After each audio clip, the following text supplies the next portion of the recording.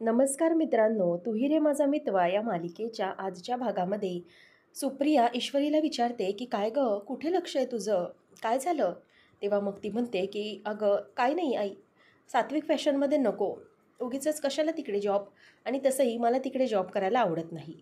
त्यावर सुप्रिया म्हणते की हे बघ इशू, तू ना खोटं बोलू नकोस आणि तुला खोटं बोलता येत नाही. नक्की काय प्रॉब्लेम आहे तिथे? आणि तिथे तू जॉब तर करूच शकतेस ना. त्यावेळेला ईश्वरी म्हणते की नको आई, तिथे नकोच आहे जॉब. आणि तसंही ना, आता यावेळेला राकेशजी इकडे असले ना तर त्यांची मला खरंच खूप मोठी मदत झाली असती. कारण त्यांचे काही कॉन्टॅक्ट्स आहेत ना, त्याचा वापर करून मला नक्कीच इथे लवकरात लवकर जॉब मिळून गेला असता.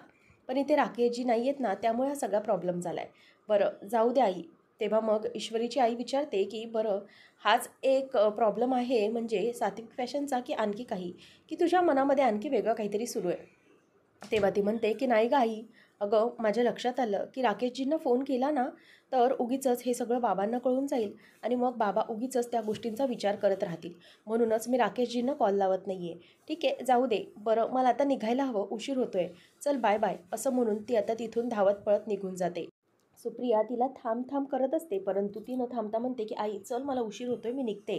ती पळत जाते. नंतर मग सुप्रिया म्हणते की अशी काय ही मुलगी, सतत आपली नुसती घाईत घाईत, असं म्हणून ती निघून गेलेली असताना इथे राकेश आता ईश्वरीचाच विचार करत असतो आणि ईश्वरी घराच्या बाहेर पडते तोवरच राकेश तिला कॉल करतो. तेवढ्यातच आता ईश्वरी घाईघाईने बाहेर पडते आणि राकेश तिला कॉल करतो आणि त्याच वेळेला आता ती म्हणते राकेशजींचा कॉल, आणि ती फोन उचलते आणि म्हणते की राकेशजी हॅलो बोला. तेव्हा मग राकेश विचारतो की मला सांगा ईश्वरीजी, कशा आहात तुम्ही, काय चाललं आहे? तेव्हा मग ती म्हणते की मला सांगा की तुमचं काय चाललं आहे. अहो मी ना तुमच्यावर खरंच खूप नाराज आहे. तेव्हा असं ऐकल्यानंतर तो विचारतो की नाराज, काय झालं आहे, म्हणजे माझं काही चुकलं आहे का? त्यानंतर ईश्वरी म्हणते की तुम्ही इथून निघून गेलात, काही न कळवता गेलात आणि इंदोरला गेलात, त्यानंतर कितीतरी दिवसानंतर आता मला तुम्ही कॉल करताय. वर तो म्हणतो की ईश्वरीजी काय सांगणार, एक अशी एकदम अर्जंट केस निघून आली ना, काहीच बोलता कामा नये. तेव्हा मग ती म्हणते की नक्की काय? तेव्हा तो म्हणतो की काही विचारू नका ईश्वरीजी, खरंच कामाचं खूप टेन्शन आहे, परंतु तुम्ही मला हवी ती शिक्षा देऊ शकता, मी तुम्ही द्याल ती शिक्षा भोगायला तयार आहे. तेव्हा ईश्वरी म्हणते की राकेशजी, तुम्हाला शिक्षा देणारी मी कोण आहे? त्यावर आता इथे राकेशच्या लक्षात येतं की बाजूने संजय आलेले आहेत, म्हणून तो मुद्दामच आता ईश्वरीशी तसंच बोलायला सुरुवात करतो आणि म्हणतो की खरंच ईश्वरीदी, तुमचा हक्क आहे तो, अगदी जवळचे आहात तुम्ही, आणि शिवाय माझ्यासारख्या निराधार माणसाला तुम्ही आधार दिला आहे, म्हणूनच तुमच्याबद्दल जेवढं काही बोलावं ना तेवढं कमी आहे. तेव्हा मग असं ऐकल्यानंतर ईश्वरी म्हणते की काय अहो, तुम्ही पण काय बोलताय राकेशजी? तेव्हा ती म्हणते की अरे खरीच गोष्ट आहे, तुम्ही खरंच माझ्यासाठी खूप केलं आहे, शिवाय आत्ताही इथे इंदोरमध्येही तुमचीच मला खूप मदत होते. तेव्हा ईश्वरी म्हणते की म्हणजे? तेव्हा तो म्हणतो की अहो इथे इंदोरला पण मी तुमच्याच घरी राहतोय. तेवढ्यातच आता तो मागे वळून बघतो तेव्हा संजय असतो. मग तो म्हणतो बाबा अहो तुम्ही कधी आलात? खरं तर मी ईश्वरीजींशीच बोलतोय. मग तो म्हणतो थांबा, फोन स्पीकरला टाकतो आणि तो म्हणतो की ईश्वरीजी, तुमच्या बाबांचाच फोन आहे, बोला, संजय काका आहेत हां.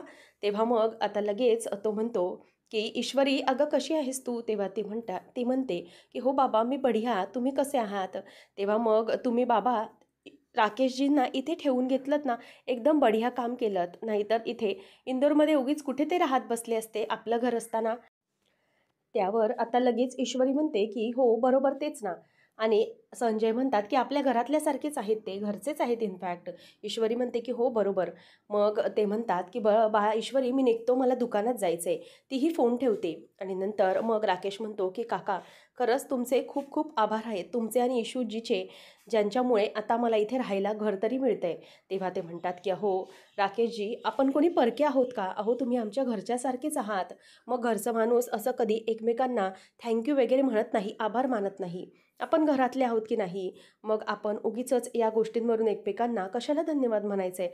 त्यामुळे आपल्या घरातल्यासारखंच राहा इथे, कुठल्याही गोष्टीचा अजिबात तुम्ही संकोच बाळगू नका, कळलंय? असं म्हणून ते निघून जातात.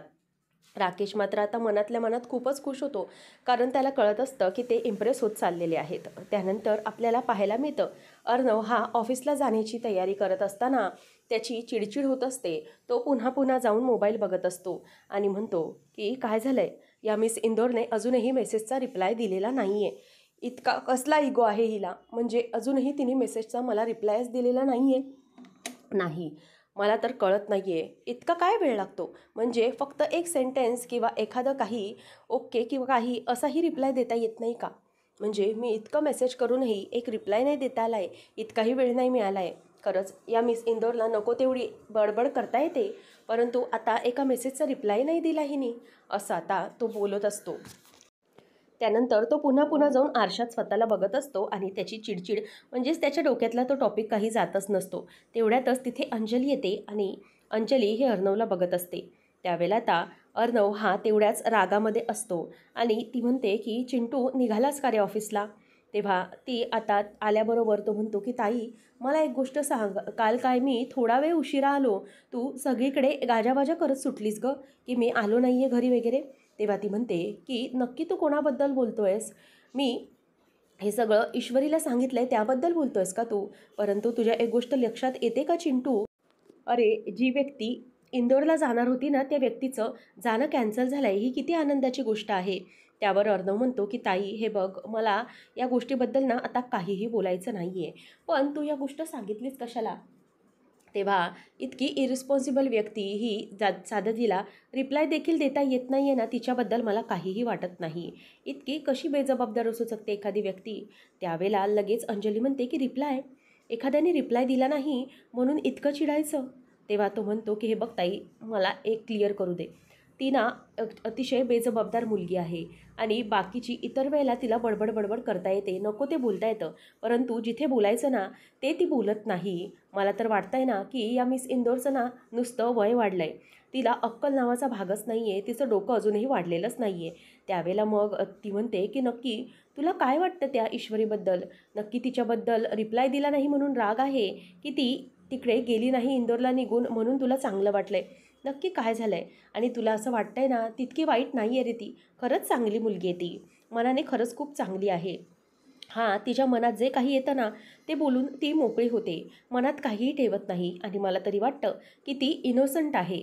त्यावेळेला मग तो म्हणतो की मिस इंदोर आणि इनोसंट मला तरी अजिबात वाटत नाही. मला तर तिचा खूप राग येतो आणि ती जे काही वागते ना, त्यामुळे मला खूप राग येतोय तिचा. तिची जे काही वागणं आहे त्यावरून मला खूप चीड येते तिच्यावर. आणि एक गोष्ट कायम लक्षात ठेव, मला मिस इंदोरबद्दल काहीही वाटत नाही. त्यामुळे तू असं सारखं सारखं येऊन तिच्याबद्दलचं टॉपिक काढणं ना बंद कर. मला तिला समोर येतं म्हणून तिच्याशी बोलावं लागतं, तिला टॉलरेट करावं लागतं आणि मला याचा खूप राग येतो. बस, बाकी काही नाही आहे माझ्या मनात, असं म्हणून तो तिथून निघून जातो. आता अंजली विचार करते की नक्की काय आहे? म्हणजे अर्णवला ही ईश्वरीबद्दल काहीच वाटत नाही. तर इथे लावण्य आणि वल्लरीचा कॉल होताना असतो आणि लावण्य म्हणत असते की तुम्हाला माहिती आहे का मामी, किती दिवसानंतर मी ज्या फोनची वाट बघत होते, फायनली तो फोन कॉल मला आला.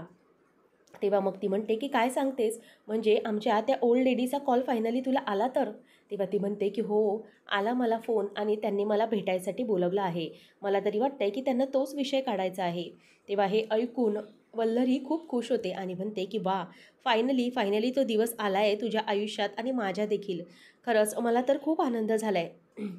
तेव्हा मग पुढे वल्लरी म्हणते की आता लावण्य, एक गोष्ट लक्षात ठेव, आता ही सुरुवात झालेली आहे, त्यामुळे घरी आल्यानंतर तुला सुरुवातच करायची आणि तुला त्या आमच्या ओल्ड लेडीला इम्प्रेस करायचं आहे बरं का. आणि ते सोपं काम अजिबात नाही आहे, व्यवस्थित करावं लागेल तुला सगळं. तेव्हा लावण्या म्हणते की हे बघा मामी, अजिबात काळजी करू नका, मी सगळं व्यवस्थित करणार आहे आणि मी त्यांना असं काही इम्प्रेस करते, अशी जादू त्यांच्यावर टाकते ना, की त्यांना फक्त आणि फक्त माझाच विचार ARसाठी करावा लागेल आणि त्या गोष्टीची तुम्ही काळजीच करू नका. मी सगळ्या गोष्टी अगदी व्यवस्थित घडवून आणेन. त्यावर आता वल्लरी म्हणते की हे बघ, आमची ओल्ड लेडी आहे ना, तिच्या बाबतीतल्या ज्या काही गोष्टी असतील ती बोलेल त्या सगळ्या गोष्टींना होला हो कर, बाकी काहीही करू नको. सगळ्या गोष्टी अगदी व्यवस्थितपणे घडून येतील. त्यावेळेला आता लावण्य म्हणते की येस, तुम्ही काळजीच करू नका.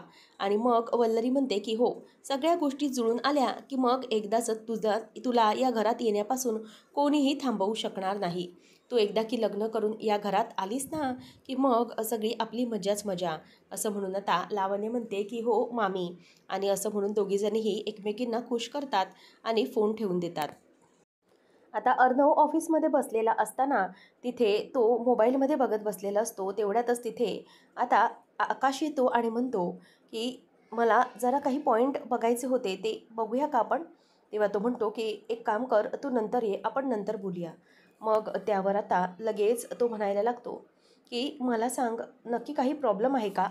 दादा, मला असं वाटतंय ना की तुला ना या सगळ्यातून ब्रेक पाहिजे. You need a break. काही दिवस तू सुट्टी घे. मग आता त्यावर तो म्हणतो की मला तुझ्या सजेशन्सची गरज नाही आहे. You may leave. तेव्हा मग आकाश म्हणतो की नको, आता मी बोलतोच. असं म्हणून तो तिथे बसतो आणि म्हणतो की दादा, मला कळत नाही आहे की तू असं का वागतोयस. म्हणजे काल जे काही झालं त्याबद्दल तू चिडला आहेस का? तेव्हा तो म्हणतो की काल काल काय झालं. तेव्हा त्यावर तो सांगतो की दादा, मला असं वाटतंय की काल तर तू म्हणत होतास की तू लेट आलास कारण कॅबने आलास आणि तुझा फोन बंद होता लावण्याला अवॉइड करण्यासाठी. परंतु काल लावण्याला तू अगोदरच नाही म्हणून सांगून दिलं होतंस.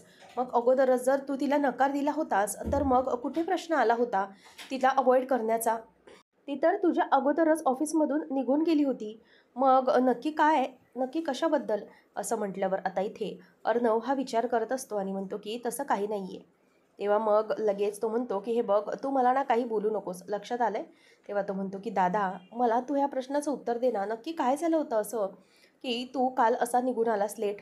कारण लावण्याचा तर क्वेश्चनच नव्हता, जसं मी तुला सांगितलं. मग नक्की तू दुसऱ्या कोणावर चिडलेला होतास का? त्यावर आता अर्णव म्हणतो की हे बघ, काय ना, मला उगीचच तू कशाबद्दलही विचारू नकोस. आणि I am not answerable to anyone. मी का सगळ्या प्रश्नांची उत्तरं द्यायची आहे? मीच का बोलायचं आहे? साधा एक रिप्लाय देखील करता येत नाही. तेव्हा आकाशला कळतं की हा त्याबद्दलच बोलतोय. तो म्हणतो, पण तू कोणाच्या रिप्लायबद्दल बोलतोयस? कोणावर चिडलायस ते सांग. काही सिक्रेट असेल तर ते तू मला शेअर करू शकतोस. चालेल मला, मी विश्वासातला आहे तुझ्या. त्यावेळेला तो म्हणतो की अच्छा, सिक्रेट. असं म्हणून तो उठतो आणि आकाशला तिथून केबिनमधून घालवून लावतो आणि म्हणतो की चल निघ. आणि आकाशही निघून जातो. आणि पुन्हा एकदा अर्णव फोन बघतो आणि म्हणतो की नाही, अजूनही या मिस इंदोरने मला रिप्लाय दिलेला नाही आहे. ठीक आहे, मला तर कळतं आहे की ह्या मिस इंदोरने मुद्दाम रिप्लाय दिलेला नसेल. आणि तो चिडूनच म्हणतो की नाही, या मिस इंदोरला आता मी डायरेक्ट कॉलच करतो. तेव्हा ती म्हणते की सरांचा फोन, आणि ती फोन उचलते. त्यावेळेला मग अर्णव म्हणतो की मिस इंदोर, कुठे आहेस तू? तेव्हा ती म्हणते की सर, म्हणजे मी कुठे आहे हा प्रश्न तुम्ही मला विचारताय? काय झालं आहे? मी जरा बाहेर आहे. त्यावेळेला तो म्हणतो की नाही, मला काकूंशी बोलायचं होतं. मग ती म्हणते की सर, मी ना जरा बाहेर आहे, मी नंतर घरी गेल्यावर करेन. तेव्हा मग तो विचारतो की नक्की कुठे आहेस तू? ईश्वरी म्हणते की सर, हा प्रश्न तुम्ही मला विचारताय चक्क. तेव्हा तो म्हणतो की हो, म्हणजे तू मला रिप्लाय का नाही केलास? त्यावर ती म्हणते की सर, रिप्लाय म्हणजे रिप्लाय केला नाही म्हणून तुम्ही माझ्यावर चिडले आहात का? तुम्ही माझ्या रिप्लायची वाट बघत होतात का? त्यावेळेला तो म्हणतो की हो, कारण तुला काहीच कळत नाही आहे, एवढा मेसेज केला तर त्याचा साधा रिप्लाय. मग ती म्हणते की अर्णव सर, आपण नंतर बोलूया, मी ना जरा घाईमध्ये आहे. असं म्हणून ती फोन कट करते. त्यावेळेला अर्णव चिडतो आणि म्हणतो की माझा एसआरचा कॉल कट केला हिने. आणि तो चिडतो आणि पुन्हा एकदा त्याच्या चेअरवर येऊन बसतो आणि विचार करतो की नक्की काय झालं होतं. मी हिला कशासाठी कॉल केला होता? मला हिच्याशी काय बोलायचं होतं नेमकं? खरंच मला कळत नाही आहे, मी हिला का कॉल केला होता? असं म्हणून तो स्वतःलाच आता प्रश्न विचारत असतो. आणि नेमकं अर्णवचं काय चाललं आहे ना, त्याचं त्यालाच कळत नसतं. या मिस इंदोरला मी कशासाठी कॉल केला होता? असा विचार करून तो आता पुन्हा पुन्हा स्वतःलाच कन्फ्यूज करत असतो की माझं काय काम होतं हिच्याकडे? मला का लक्षात येत नाही आहे? आणि ए आर, हे तुझ्या बाबतीत काय होतं आहे काय? असा विचार आता त्याच्या डोक्यामध्ये यायला लागलेला असतो. आणि अर्णव तिथेच विचार करत आता बसलेला असतो. काय करावं हे त्याला काहीच कळत नसतं, कारण ईश्वरीला सारखं सारखं तो मिस करत असतो. त्यानंतर आजी आणि अंजली दोघीजणही बसलेले असतात. अंजलीला आजी विचारते की बरं मला सांग की तू बोलली आहेस का त्या दोघांची, ईश्वरीशी आणि अर्णवशी? दोघांविषयी एकमेकांच्या मनात काही आहे का? तेव्हा आता अंजली म्हणते की आजी, अगं मला खरंच काही कळत नाही आहे. दोघांचंही मन काही वाचताच येत नाही. अगं ईश्वरीचं तरी क्लिअर कट कळतं आहे की तिच्या मनामध्ये अजूनही अर्णवविषयी काहीच नाही आहे. म्हणजे तिच्या बोलण्यातून तसं मला जाणवलं किंवा तिच्या डोळ्यातून मला त्याबद्दल प्रेमही दिसलं नाही. परंतु अर्णव, तो तर त्याच्या बाबतीत काहीच कळायला मार्ग नाही. तिच्यावर चिडतोय, पण ईश्वरी इंदोरला निघून गेली नाही म्हणून त्याला बरंही वाटलंय, परंतु काय आहे ते नक्की कळतच नाही आहे त्याचं. चिडतोय तिच्यावर तो. मग आजी म्हणते की ना, त्याचं तसंच आहे. कधीही आपल्या मनाचा कोणाला ना थांगपत्ताच लागू देत नाही तो. त्यावर आता आजी म्हणते की एक काम कर अंजली, काही झालं ना तरीही आता नक्की काय करायचं ते आपण बघूया. आजी म्हणते की मग आपल्याला दुसरा ऑप्शनच बरोबर आहे ना? मग लावण्याच्या बाबतीत मी जो काही विचार केला आहे तोच योग्य आहे. त्यावर आता अंजली म्हणते की नाही गं आजी, मला ना काय माहिती, परंतु अर्णवसाठी ईश्वरीपेक्षा दुसरी लाईफ पार्टनरच योग्य वाटत नाही आहे. मला ना त्या दोघांच्या जोडीविषयीच अगदी चांगलं वाटतं. तेव्हा मग आजी म्हणते की हो, हे आपल्या मनाबद्दल आहे गं, परंतु त्यांच्या मनातही काहीतरी असलं पाहिजे. शिवाय पत्रिकेचंही बघितलं पाहिजे ना, त्याशिवाय आपण सगळ्या गोष्टीत कसं काय पुढे जाऊ शकणार आहोत. मग लगेच आता अंजली म्हणते की हो गं, तुझं म्हणणं पण बरोबर आहे, परंतु काय माहिती मनाला ना लावण्याची आणि अर्णवची जोडी पटतच नाही आहे. परंतु बघूया नक्की काय होतंय ते. असं म्हटल्यावर आता आजी हसायला लागते आणि म्हणते की हो, नको चिंता करूस. तेवढ्यातच त्या दोघींचं बोलणं सुरू असताना लावण्या त्यांच्या घरी आलेली असते आणि लावण्य आल्याबरोबर आजी असा आवाज देते. त्यावेळेला लगेच आजी म्हणते की अगं लावण्या, आलीस तू? ये ये आतमध्ये ये, असं म्हणून तिला बोलावते आणि मग लावण्याला बस खाली बस असं सांगते. आणि लावण्य आल्याबरोबर म्हणते की आजी कशा आहात तुम्ही? तेव्हा ती म्हणते की हो ठीक आहे मी. आणि तेवढ्यात वल्लरी येते आणि म्हणते की अगं लावण्या. तेव्हा ती म्हणते की मामी कशा आहात? मग तीही म्हणते की हो गं, मी अगदी मजेत. मग आता आजी म्हणते की ये बस, मीच अगं तुला बोलवलं होतं ना. तेव्हा मग आजी म्हणते की हो गं, खरं तर ना माझं तुझ्याकडे अगदी महत्त्वाचं काम होतं, म्हणूनच मी तुला बोलावलं होतं. त्यावर आता लावण्य म्हणते की हां आजी, कळलं ते मला, म्हणूनच मी अगदी वेळेतच तुम्हाला भेटायला आले. तेव्हा आता आजीला ती विचारते की बोला ना, काय काम होतं? त्यावर मग आता लगेच आजी म्हणते की हे बघ, तुम्ही ना आजकालच्या मॉडर्न मुली असता आणि तुमच्या मनामध्ये जे काही आहे ना, तुम्ही क्लिअर कट बोलता बरोबर. म्हणजे तू ही आजच्या काळातली मुलगी आहेस, त्यामुळे तुझ्याशी गोल गोल फिरवून फिरवून न बोलता मी तुला अगदी सरळच थेटच विचारते की मला सांग की तुला अर्णवबद्दल काय वाटतं? म्हणजे तू त्याच्यासोबत काम करतेस, एकत्र असतेस, म्हणजे तुला अर्णवबद्दल नेमकं काय वाटतं हे जरा मला तू सांग. तो कसा वाटतो तुला? त्यावेळेला आता लगेच ती अगदी शॉक बसल्यासारखं रिॲक्ट करते आणि म्हणते की म्हणजे मी काय बोलू याच्यावर मला म्हणजे असं कळत नाही आजी, तुम्ही असं अचानक हे काय विचारताय तेच मला कळत नाही. तेव्हा आता आजी म्हणते की ठीक आहे, तुला नाही समजत आहे ना, मी आणखी क्लिअर करून तुला सगळं सांगते, आणखी गोष्टी समजावून तुला विचारते. मला सांग की लावण्या, तुला आमचा अर्णव आवडतो का? म्हणजे खरं बघायला गेलं तर जर समजा लग्न ठरवायचं झालं तर तू लग्न करून या घरची सून होण्यासाठी तयार आहेस का? असं म्हटल्याबरोबर आता लावण्या ही एकदम खुश होते आणि ती अगदी आनंदाने वेडीपिसी झाल्यासारखी त्यांना रिॲक्ट करून दाखवत असते आणि म्हणते की आजी, खरं तर फ्रँकली स्पीकिंग मला AR खूप आवडतो. मी त्याच्याबरोबर काम करते तेव्हापासूनच मला तो आवडतो.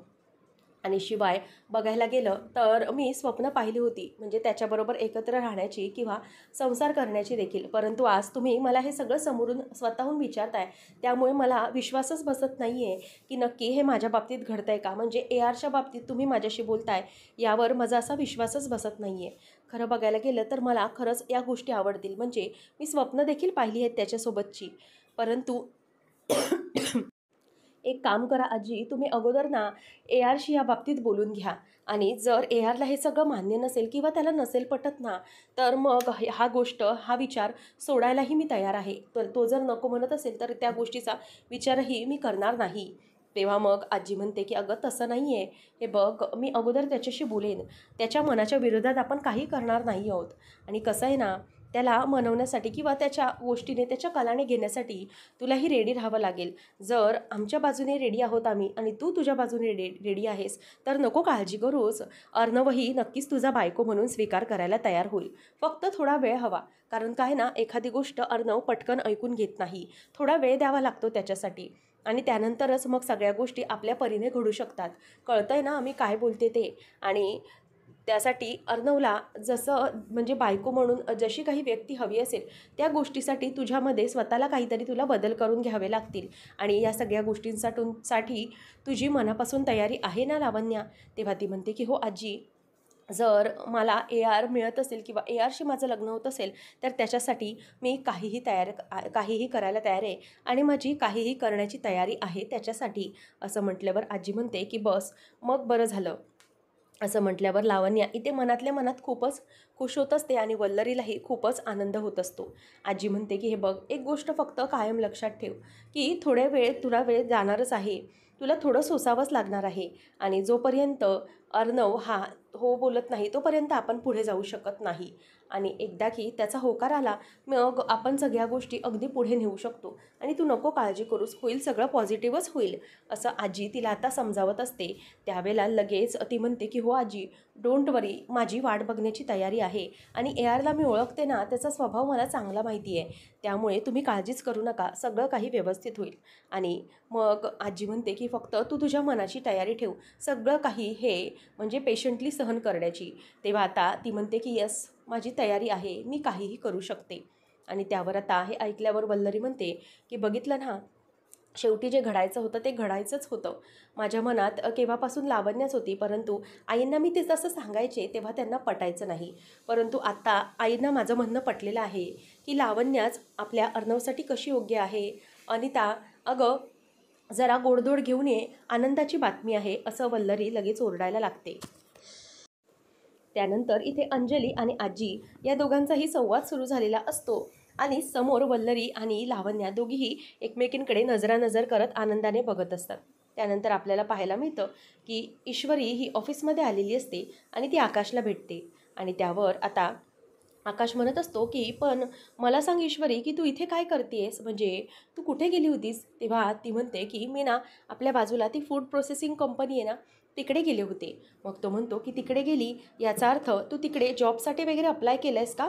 तेव्हा मग ती म्हणते की ॲक्च्युली हो. मग तो म्हणतो की असं कशाला करतेस तू, अगं इथे कशाला तू जॉबसाठी जातेस, इथे आपल्या इथे आहे ना डायरेक्ट, अगं तुला काय गरज आहे, तुला डायरेक्ट कामावर घेतो, चल, काहीच गरज नाही दुसरीकडे कुठे धावपळ करण्याची. तेव्हा मग ती म्हणते की नको सर, प्लीज नको, इथे नको. तेव्हा मग तो म्हणतो की अगं जर दादाला कळलं ना की तू कुठे जॉब शोधतेस आणि ते मला माहीत आहे, तर मग तो मला सोडणार नाही. मग लगेच ईश्वरी म्हणते की तेच तर आहे, काळजीच करू नका, सरांना याबद्दल म्हणून काही कळूच द्यायचं नाही, मी फक्त अशीच आलेले असे सांगेन त्यांना. त्यावेळेला मग तो म्हणतो की मग मला कळत नाही आहे नक्की तुझं काय चालू आहे, तू जर जॉब शोधतेस तर मग. तेव्हा मग तो म्हणतो की दादाची माझ्यावर ऑलरेडी खूप चिडचिड सुरू आहे. तेव्हा मग रिप्लाय केला नाही म्हणून काहीतरी. तेव्हा ती म्हणते की ते माझ्याबद्दलच आहे, ॲक्च्युली ना आमची एक मजा चालू आहे, मी अर्णव सरांना मेसेजचा रिप्लाय दिलेला नाही आहे म्हणून ते चिडचिड करत आहेत. तेव्हा मग तो म्हणतो की हो, आज दुपारी सगळा राग माझ्यावर निघाला त्याचा. तेव्हा मग ती म्हणते की अच्छा, आणि हसायला लागते. तर म्हणते की सर फक्त एक काम कराल का, मला ना आजीने तुमच्या घरी बोलवलं आहे, मग ऑफिस सुटल्यावर तुम्ही तुमच्या गाडीमधून मला सोडाल का. त्यावेळेला तो म्हणतो की ठीक आहे चालेल. आणि त्यावर इथे आता मनातल्या मनातच आकाश विचार करतो की आता मला बाजूला होऊन काहीतरी असं केलं पाहिजे की अर्णवदादा आणि ईश्वरी दोघंजणं घरी गेले पाहिजेत एकत्र. आता ते दोघंजणही हसत खेळत मजाक करत असताना तिथे लावण्य येते आणि ईश्वरीला पाहिल्यानंतर पुन्हा तिला बघून ती चिडचिड करत असते आणि तोंड वाकडं करते. आणि ते ईश्वरीने देखील बघितलेलं असतं. आणि मुद्दामच ईश्वरी तिच्याकडे इग्नोर करत असते आणि ती आकाशशी बोलत असते. आकाशला कळत नाही की लावण्याचं नेमकं काय चाललं आहे आणि ही अशी रागाने तिच्याकडे का बरं बघत आहे, असा विचार तिच्या डोक्यामध्ये येत असतो. पुढच्या भागामध्ये आपल्याला पाहायला मिळणार आहे की अर्णव हा ऑफिसचं काम करत बसलेलं असताना ईश्वरी दरवाजात येते आणि विचारते की अर्णव सर, आतमध्ये येऊ का, गुड आफ्टरनून, असं म्हटल्याबरोबर आता अर्णव तिच्याकडे बघतच राहतो. आणि त्याला असं वाटतं की समोर ईश्वरी आली आहे आणि ईश्वरी आल्यानंतर तिचा भासच झाला आहे की काय, असं त्याला वाटायला लागतं. त्यानंतर मग आता अर्णव हा म्हणतो की मी सिंदूर इथे कशी काय आली आहे. आता अर्णव तिच्याकडे सरळ इग्नोरच करतो कारण त्याला तो भास वाटत असतो. आणि त्यानंतर मग आता ईश्वरी ही चालत चालत आतमध्ये येते आणि म्हणते की सर, हे काय चाललं आहे तुमचं, म्हणजे मी तुमच्या इथे येऊन उभी आहे आणि तरी तुम्ही माझ्याशी बोलत नाही. त्यावर आता अर्णव बोलायला लागतो की मी सिंदूर, रिअली म्हणजे तू इथे खरंच आली आहेस का. त्यावर आता ईश्वरी म्हणते की अर्णव सर, म्हणजे मी खोटी खोटी पण इथे येते का, मला कळत नाही, असं म्हणून आता ईश्वरी ही हसत हसत त्याच्याकडे आता बघायला लागते. त्यावर आता अर्णवला काय बोलावं काय नाही हे काहीच कळत नाही. आणि ईश्वरी ही त्याच्याकडे बघते आणि म्हणते की हॅलो अर्णव सर, काय नक्की हे सगळं, मी खोटं पण इथे येत असते का, असं विचारल्याबरोबर अर्णव इरिटेट होत असतो. आणि थोड्या वेळानंतर ईश्वरी जेव्हा तिची बडबड बडबड सुरू करते तेव्हा अर्णवला कळलेलं असतं की ईश्वरी खरंच इथे आलेली आहे. आणि तिला पाहिल्यानंतर त्याला आता खूप आनंद झालेला असतो. त्यामुळे आता ईश्वरीकडे तो बघतच राहतो. आता नेमकं पुढे काय घडणार हे पाहणं रंजक ठरेल. अशाच अपडेटसाठी चॅनलला नक्की सबस्क्राईब करा.